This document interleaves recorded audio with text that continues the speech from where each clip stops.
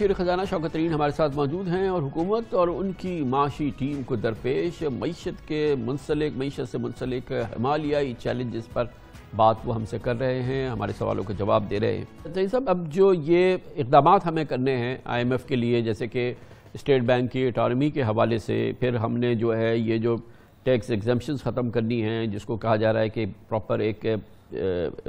منی budget لانا ہے، اور یہ تمام چیزیں جو آئی ایم ایف کی تسلی ہمیں کرانی ہے جنوری سے پہلے، جب جس بورڈ میں شاید ہم جائیں گے، یہ کب مکمل ہوں گی اور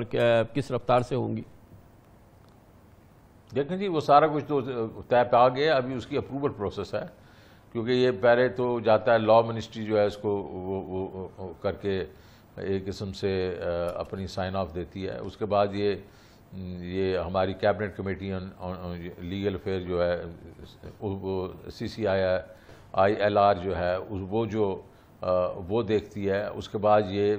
کیبنٹ میں جائیں گی، کیبنٹ کے بعد جو ہے، اور یہ جو ہماری جو ایگزمپشن والی ہے یہ ECC میں جائے گا، اور کیبنٹ جب اپروول دے گی تو پارلیمنٹ میں جائے گا، تو انشاءاللہ کچھ چند دنوں کے بیچ میں اس کو انٹروڈیوس کر دیں گے پارلیمنٹ میں۔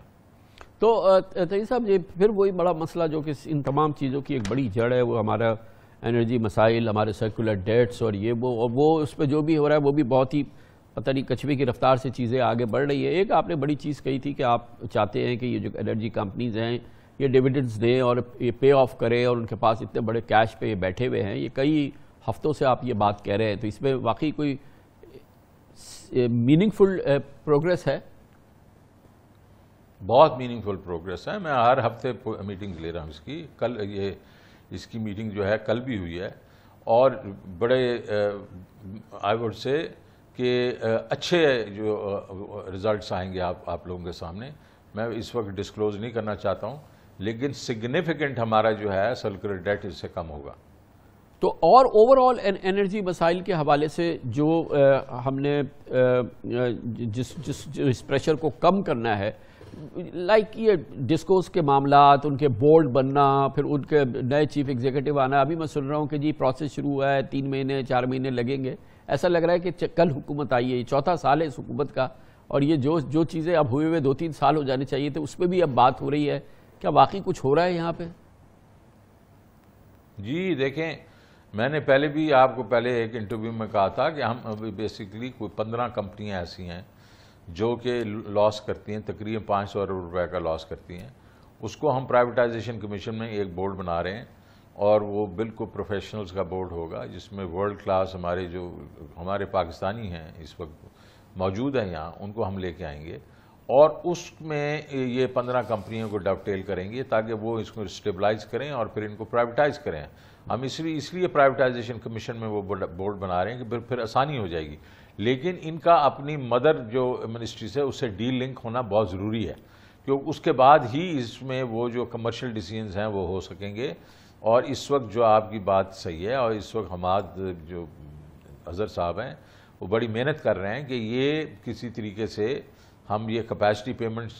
جو ہم دے رہے ہیں، اس کے علاوہ بھی جو لائن لاسز ہیں، جو ان کی ریکوریز ہیں، وہ امپروو ہوں تاکہ پرفارمنس امپروو ہو۔ تو یہ ایک قسم سے بہت بڑا میس ہمارے لیے چھوڑ کے گئی ہے پچھلی حکومت، اس میں سے نکلتے بھی یہ ایسے ہے جیسے کال کوٹھڑی ہے، تو کرنے کی کوشش کر رہے ہیں۔ اور آپ دیکھیں گے جو ہم نے لے کے آئے تھے جو سرکولر ڈیٹ، اور جو ابھی 2.4 ٹریلین پہ پہنچ چکا ہے، اب by the time we leave this government, یہ ان سے ہم نے لیا تھا اس سے کم ہوگا۔